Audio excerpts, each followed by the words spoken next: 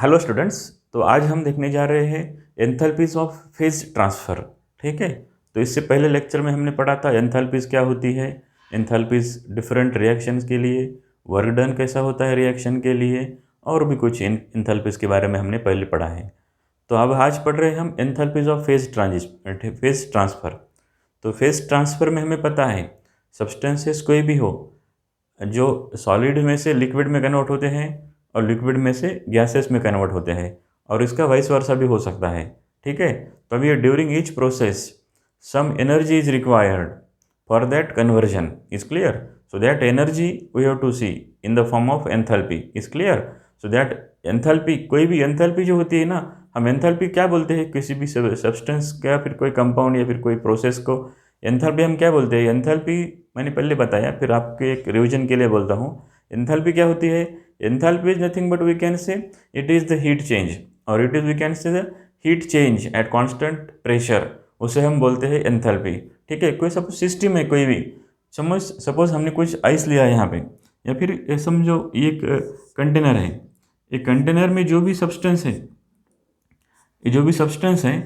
तो ये substance surrounding में से हीट एब्सॉर्ब करता है प्लस क्यू, या फिर सराउंडिंग में से हीट रिलीज करता है माइनस क्यू। ठीक है। तो ये जो सब्सटेंस है अभी ये कहाँ पर है? At constant atmospheric pressure. Atmospheric pressure ये कहाँ पर है? अब एटमॉस्फेरिक प्रेशर पर है। तो फिर ये सब्सटेंस में जो भी हीट एक्सचेंज होगा एट कांस्टेंट एटमॉस्फेरिक प्रेशर, उसे हम क्या बोलते हैं? एंथैल्पी बोलते हैं। That is nothing but the enthalpy in simple language. So enthalpy is very important term regarding our chemistry, because in chemistry all the reactions they are carried out at constant, means maximum reactions, all the reactions in terms of maximum reactions they are carried out in open containers, and if open containers are there, means these reactions they are taking place at constant atmospheric pressure.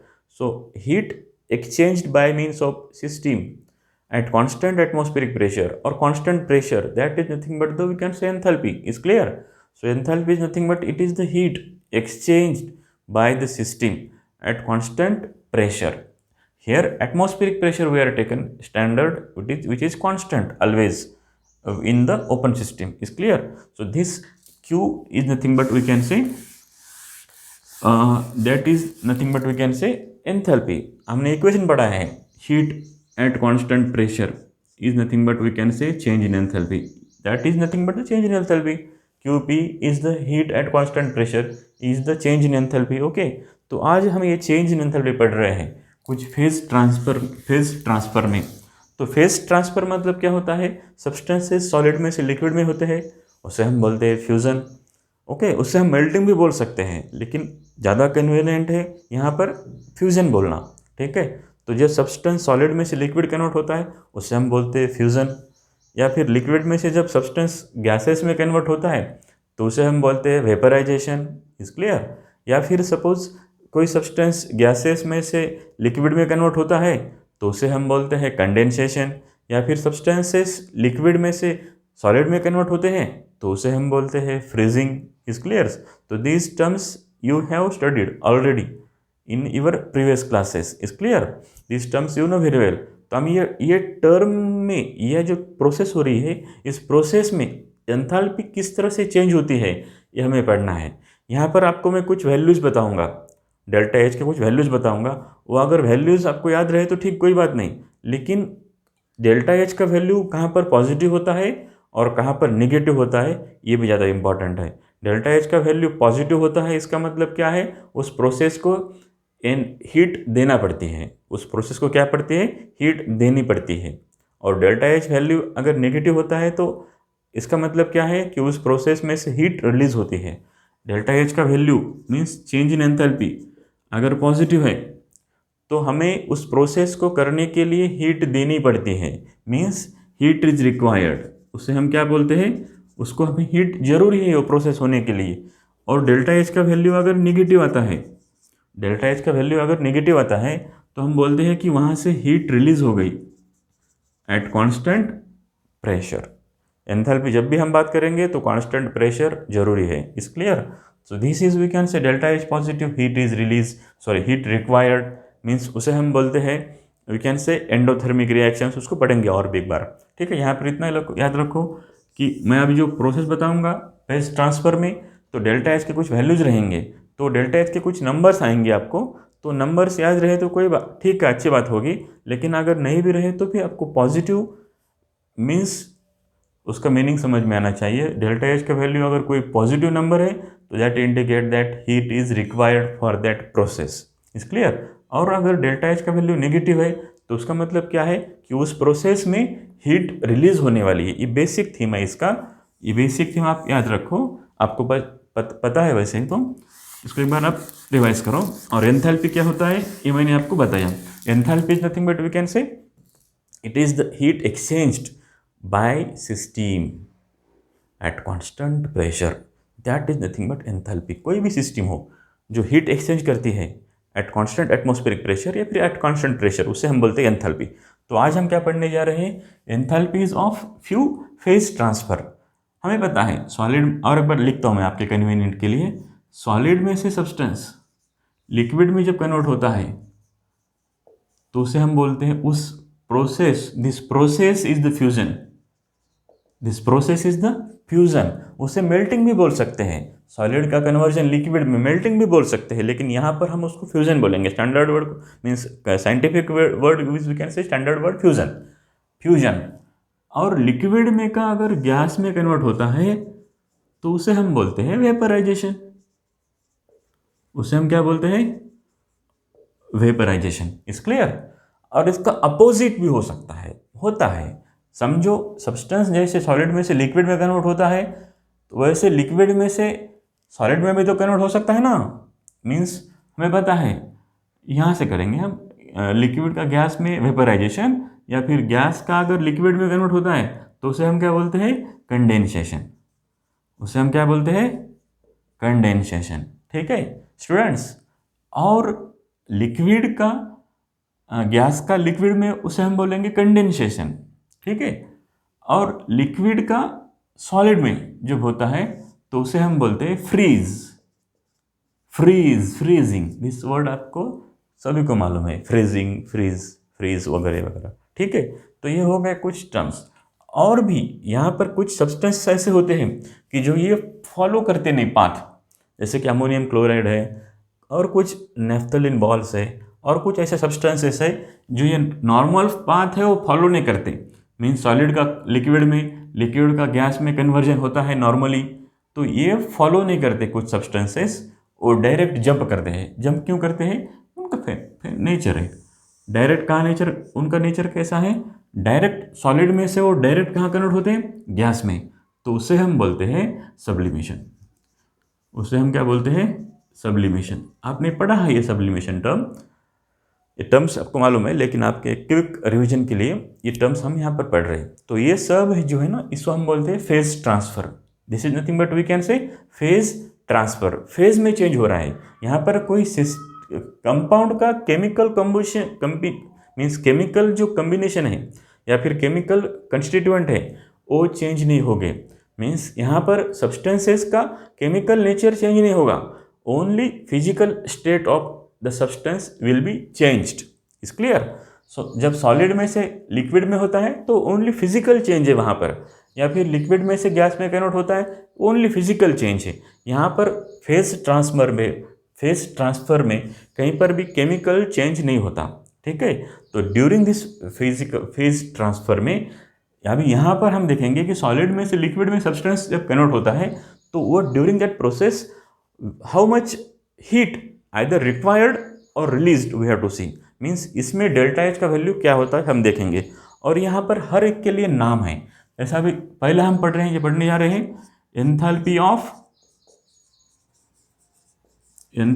Of fusion. ये देखिए, आपको fusion का word meaning मालूम है तो आपको definition आ जाएगी। और बोर्ड्स के एग्जाम में 1 मार्क के लिए डेफिनेशन जरूर आती है। बोर्ड्स के एग्ज़ाम का पैटर्न जो होता है ना, बोर्ड्स के एग्ज़ाम में यहाँ पर जो मैं पढ़ाने जा रहा हूँ इसमें से सिर्फ डेफिनेशंस ही एग्ज़ाम में आने की संभावना बहुत ज़्यादा होती है, क्योंकि ज़्यादातर डेफिनेशंस पर ही क्वेश्चन बनता है यहाँ पर, उसके अलावा कुछ ज़्यादा क्वेश्चंस अलग सा नहीं बनता। So what is enthalpy of fusion, उसका सिंबल क्या रहेगा, यह few S H. Is clear. So enthalpy of fusion is clear. So this enthalpy of fusion का हमें डेफिनेशन मालूम होना चाहिए. क्या डेफिनेशन होगा? सॉलिड में से सब्सटेंस लिक्विड में जब कन्वर्ट होता है तो ड्यूरिंग दैट प्रोसेस जो एंथैल्पी चेंज होगी उसे हम बोलेंगे enthalpy of fusion. Is clear. So solid में से सब्सटेंस जब लिक्विड में कन्वर्ट होता है तो ड्यूरिंग दैट प्रोसेस जो एंथैल्पी में चेंज होगा एट कांस्टेंट प्रेशर, सो वो change in enthalpy is nothing but called as enthalpy of fusion.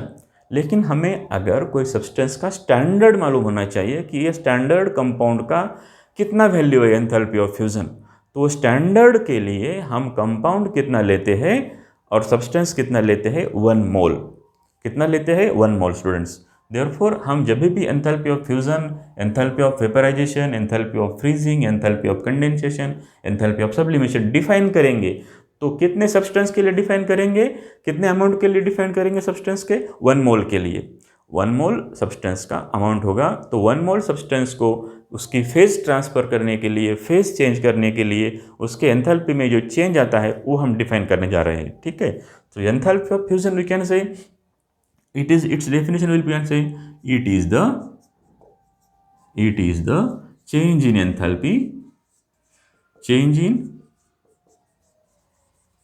enthalpy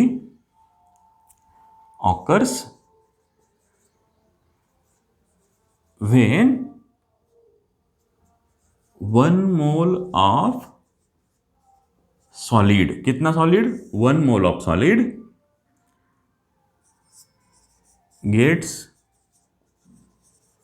converts 1 mole of solid converts into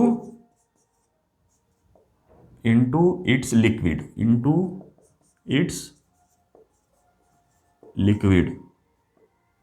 हाँ, at constant temperature. ये भी बहुत important. Eight constant temperature and pressure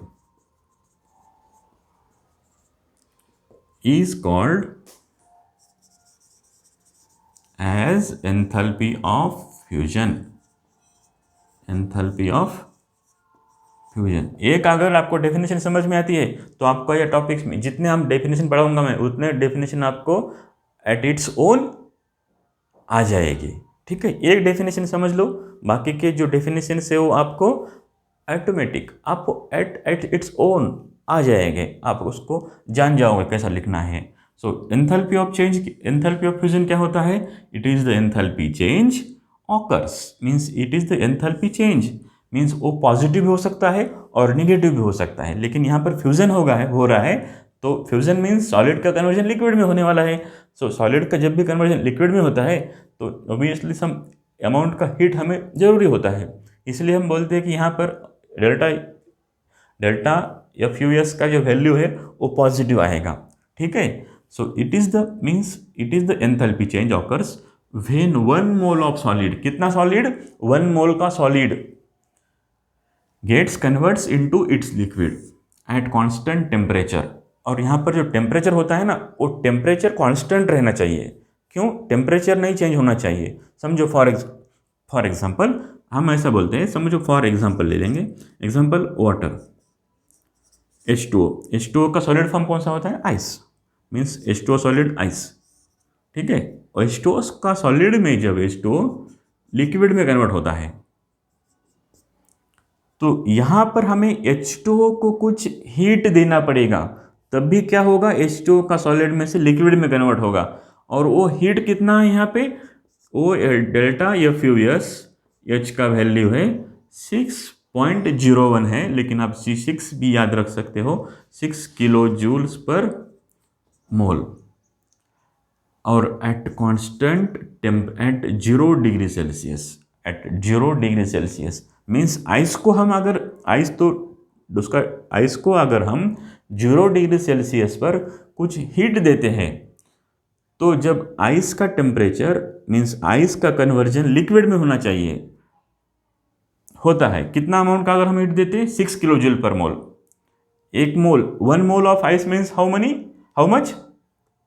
ice H2 है. 1 मोल means we can से 1 मोल H2 कितना होता है? 18 ग्राम. 1 मोल कितना होता है? 18 ग्राम. वाटर का 1 मोल मीन्स क्या है, 18 ग्राम, मीन्स 18 ग्राम आइस को हमें अगर उसके लिक्विड में कन्वर्ट करना है तो हमें 6 किलो जूल इतना अमाउंट का हीट लगने वाली है, वहाँ पर इतने अमाउंट की हीट लगने वाली है, ठीक है। तभी क्या होगा, H2O का कन्वर्जन कहाँ होगा, लिक्विड में होगा, ठीक है। मीन्स हम ऐसा बोल सकते हैं उसके वाइस वर्सा कि जब भी वाटर का कन्वर्जन सॉलिड में से लिक्विड में होता है, ठीक है, एट 0 डिग्री सेल्सियस, तो 1 मोल क्या, 1 मोल वाटर के लिए कितना हीट लगती है, 6 kilo joule. Is clear? This is about we can say enthalpy of fusion. एक डेफिनेशन आप ठीक से याद रखो, आपको बाकी के डेफिनेशन आ जाएंगे। एंथैल्पी ऑफ फ्यूजन हो गए हैं, तो इसका अपोजिट भी हो सकता है। जैसे सॉलिड का कन्वर्जन लिक्विड में हो गया तो 6 किलो जूल्स पर मोल एनर्जी लग रही है वहाँ पर, मीन्स पॉजिटिव एनर्जी है, पॉजिटिव है, मीन्स यहाँ पे हीट लगने वाली है, हीट जरूरी है यहाँ पर। लेकिन हम जब इसका उलट करेंगे, उलट वाइस वर्सा, अपोज हम अगर ऐसा बोलते हैं कि 1 मोल लिक्विड वाटर जब कन्वर्ट होता है उसके आइस में, तो उसे हम क्या बोलेंगे, उसको टर्म क्या है, फ्रीजिंग। तो हम बोल सकते हैं enthalpy of freezing.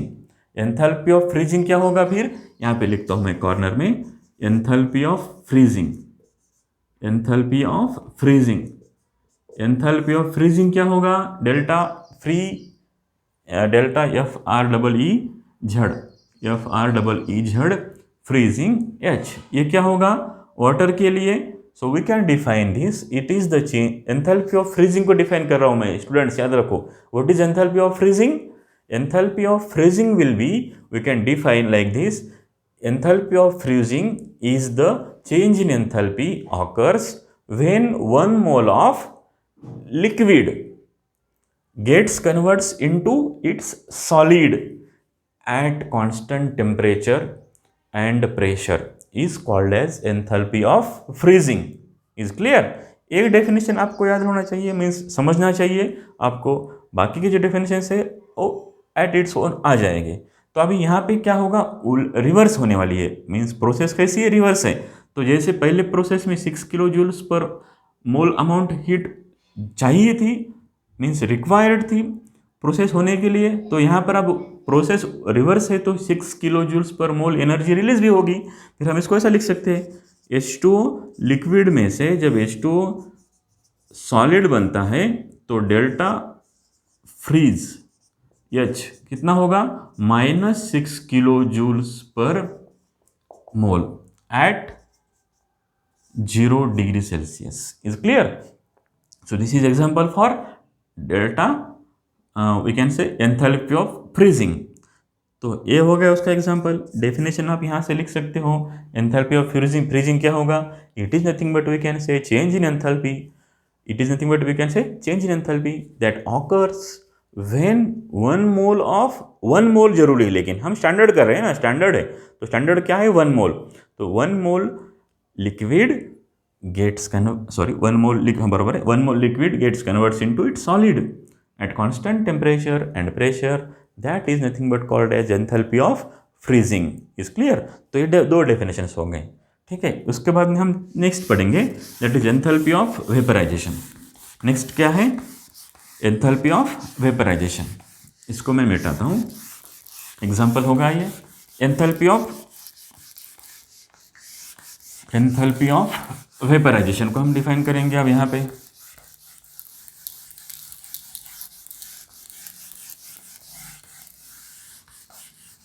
Enthalpy of vaporisation, so second heading, और वी कैन से 2 तो हो गया हमें, अभी हम थर्ड बोल सकते हैं, लेकिन हम सेकंड बोल रहे हैं यहाँ पे, क्योंकि फ्रीजिंग का तो आपको वैसे पता चलने वाला है। Enthalpy of vaporisation, enthalpy of vaporisation, symbol क्या होगा, डेल्टा VAPH। ये हो गया, VAP क्या इंडिकेट कर रहा है, vaporisation. VAP means vaporisation, delta H means change in enthalpy. Delta H क्या है, change in enthalpy, means vaporisation पता है आपको। Vaporisation means what, liquid gets converts into its vapour, is called vaporisation. So हम उसको डिफाइन कर सकते हैं, कि जब भी कभी कोई सब्सटेंसेस का लिक्विड में से उसके वेपर्स फॉर्म होते हैं, सो ड्यूरिंग दैट प्रोसेस जो हीट चाहिए, जो हीट जरूरी है, तो उसे हम बोलते हैं enthalpy of vaporisation. Is clear? At constant pressure and temperature. यहाँ पे और आपको इसको एक्सटेंड करेंगे, वेपराइजेशन का टर्म आपको समझना बहुत जरूरी है। देखेंगे, मैं पहले डेफिनेशन लिखता हूँ। पहले it is the change in enthalpy, it is the change in enthalpy that occurs when 1 mole of, 1 mole को अंडरलाइन करो, underline the 1 mole, when 1 mole of liquid, 1 mole of liquid gets converts into its liquid का gas में, gets converts into its gas, into its vapours लिख सकते हैं आप, vapours, vapours और bracket में गैस लिख दो। Means 1 mole of liquid gets converts into its vapours at constant temperature, at constant temperature and pressure is called as enthalpy of vaporization। ठीक है, ये हो गया सेकंड। और ऑफ कोर्स थर्ड हो गया एंथैल्पी ऑफ वेपराइजेशन। टेम्परेचर कैसा है? कांस्टेंट है, और प्रेशर भी तो कांस्टेंट होता है। क्यों? प्रेशर, एंथैल्पी जब भी हम बात करेंगे तो प्रेशर कांस्टेंट ही रहता है।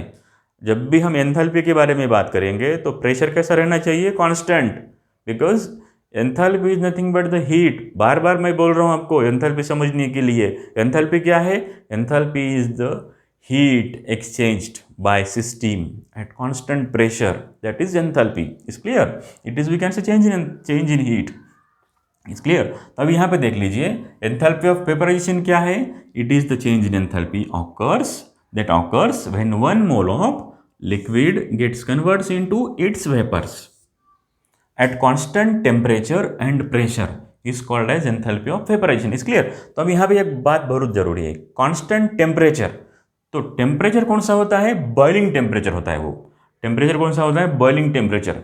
मीन्स एट बॉइलिंग टेम्परेचर, कोई भी सब्सटेंस का जो बॉइलिंग पॉइंट पहुंचता है, जब तक हम हीट देते हैं, बॉइलिंग टेम्परेचर तक वो सब्सटेंस का टेम्परेचर पहुंचने के बाद जब सब्सटेंस लिक्विड में से गैस में कन्वर्ट होगा, और जब लिक्विड में से गैस में कन्वर्ट होने के लिए हमें जो हीट जरूरी है उसे हम बोलते हैं एंथैल्पी ऑफ वेपराइजेशन। बात को समझो ठीक से, बात क्या, डेफिनेशन क्या कह रहा है?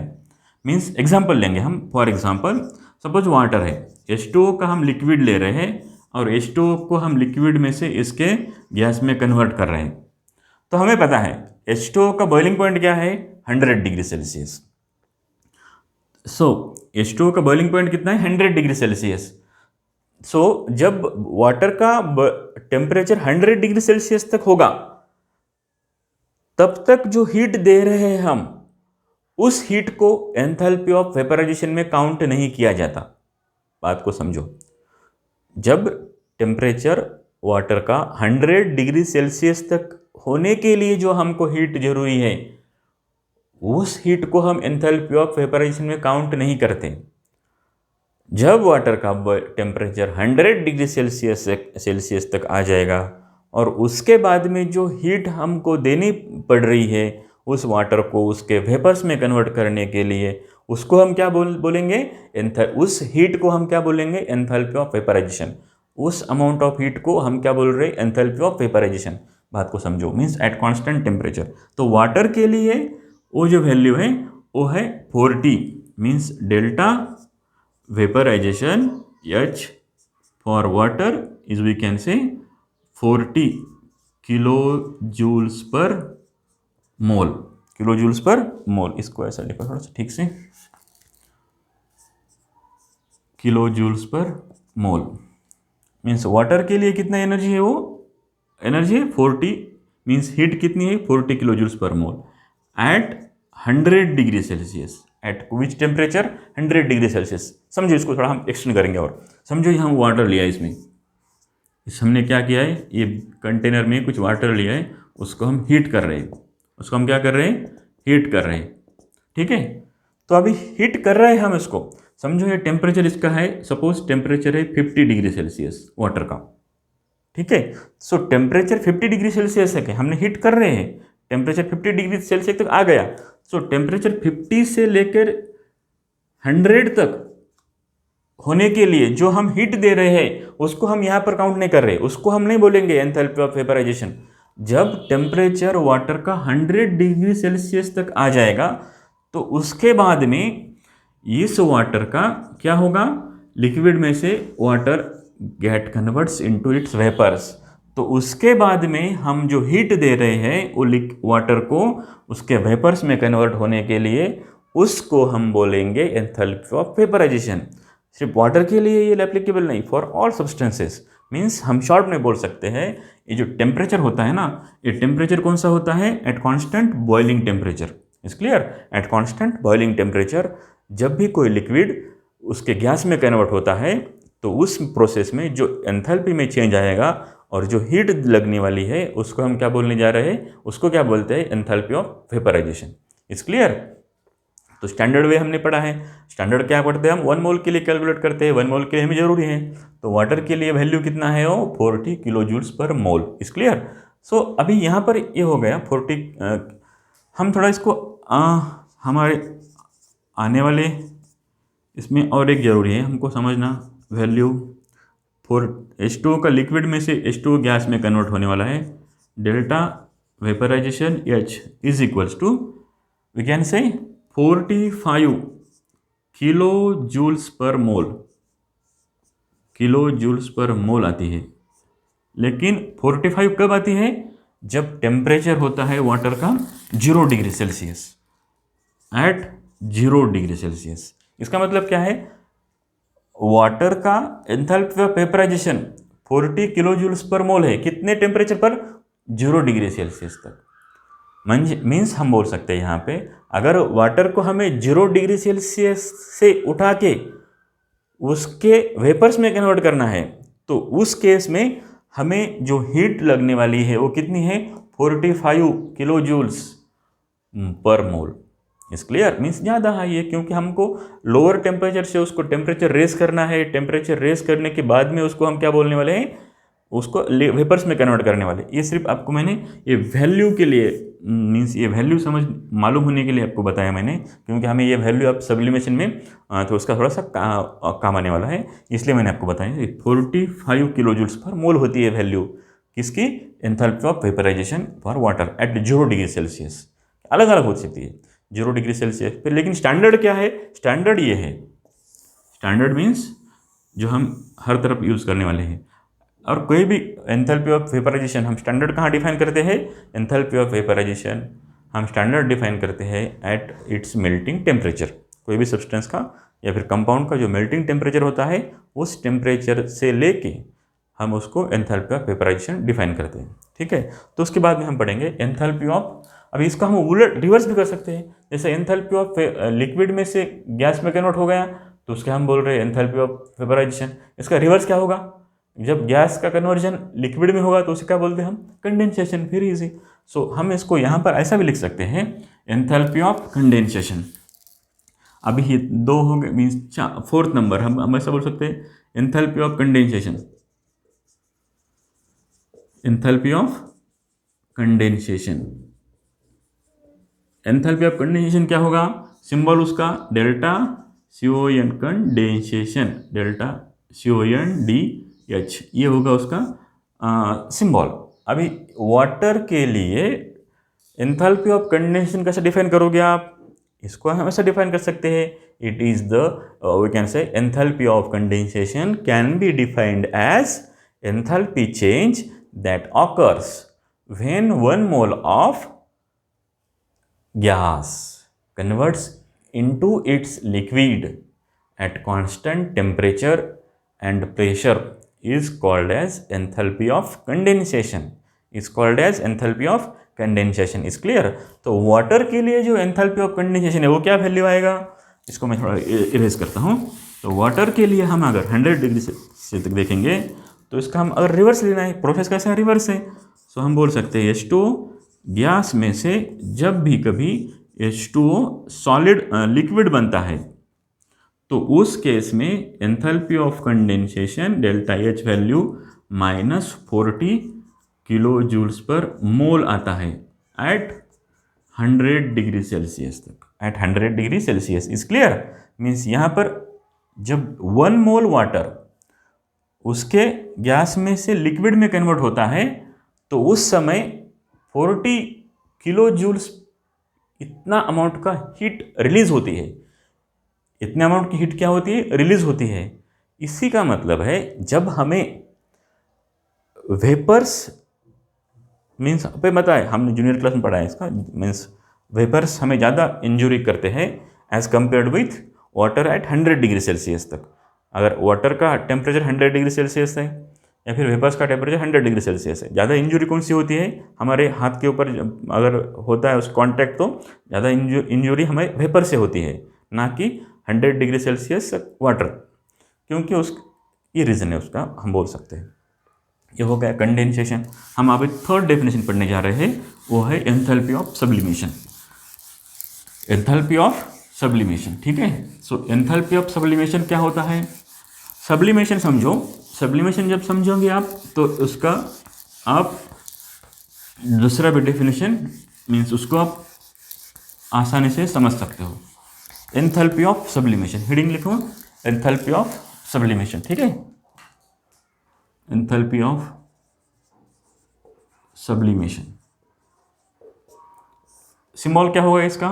Enthalpy of sublimation, sorry, delta SUBH, ठीक है. ये होगा इसका symbol, delta H sublimation. Is clear? तो अभी is it clear? I think यहाँ तक कोई प्रॉब्लम नहीं होगा. बहुत आसान भाषा में और इजी तरीके से मैंने समझाया आपको. और ये enthalpy of sublimation, sublimation means क्या है? सब्लिमेशन प्रोसेस समझो पहले. सब्लिमेशन कैसे बोलते हैं हम? जब सब्सटेंस सॉलिड में से डायरेक्ट गैस में कन्वर्ट होता है तो उसे हम बोलते हैं सब्लिमेशन. उसे हम क्या बोलते हैं? सब्लिमेशन. मीन्स यहाँ पर इंटरमीडिएट जो स्टेप है वो आते ही नहीं सब्सटेंस की, ठीक है. तो सब्लिमेशन क्या होगा फिर? उसको डिफाइन कैसा करोगे हम? जैसा हमने डिफाइन किया वेपराइजेशन के लिए या फिर फ्यूजन के लिए, वैसा ही डिफाइन करेंगे. We can say enthalpy of sublimation, it is the change in enthalpy occurs when 1 mole of any solid, 1 mole of solid gets converts into its gas, converts into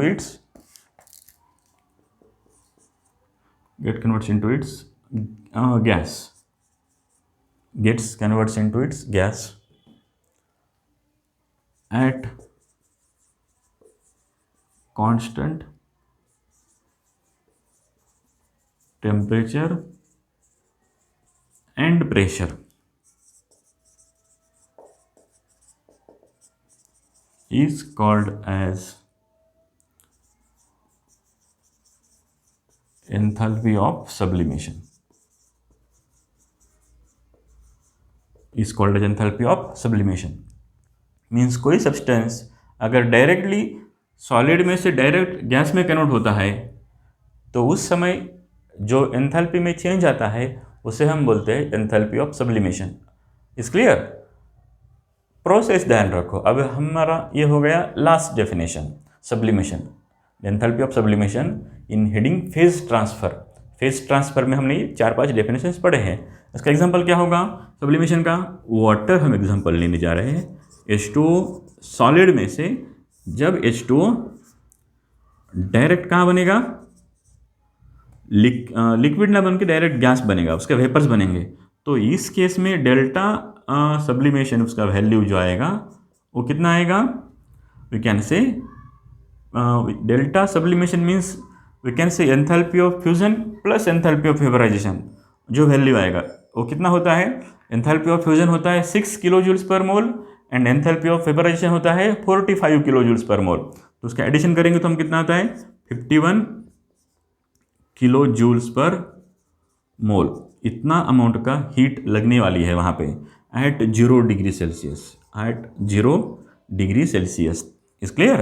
so this is we can say enthalpy of sublimation. हम enthalpy of sublimation ऐसे ही बोल सकते हैं, enthalpy of sublimation delta SUBH is equals to enthalpy of fusion plus enthalpy of vaporisation. इसका sum means that is nothing but we can say enthalpy of sublimation. Enthalpy of sublimation is nothing but we can say it is the sum of enthalpy of fusion and enthalpy of vaporization at constant temperature and pressure. इसको हम ऐसे equation के form में भी लिख सकते हैं। तो यहाँ तक आपने 4-5 डेफिनेशंस पढ़े हो गए। इसमें से कोई भी 2 डेफिनेशंस आ सकते हैं बोर्ड्स के एग्जाम में। क्वेश्चन कैसा आ सकता है, सिंपली क्वेश्चन ऐसा आ सकता है, define enthalpy of fusion and enthalpy of vaporisation. 2 marks के लिए आपको करेक्ट डेफिनेशन लिखना जरूरी है और उसका एग्जाम्पल एक। ठीक है, तो हम यहाँ पर आज रुकते हैं। तो कल हम देखेंगे